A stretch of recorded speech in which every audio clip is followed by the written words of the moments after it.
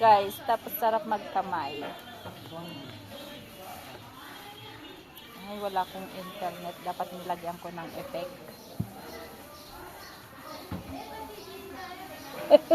Dapat may effect. Wow, grabe ang kanyang phone. wag na nga sa akin. Talo ako. Okay na yung food. Kain po. Kain tayo lunch. Birthday. Birthday ni Ate Tamara. Kamayan.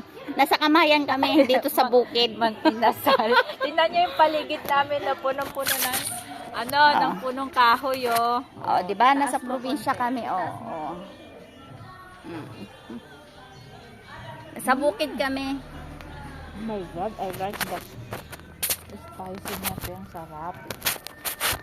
Ako, mapapa-unli rice tayo. Oh, only rice na nga. Ang dami nga eh. Mapapa-unli rice tayo, guys. Ang sarap. Oh, wow.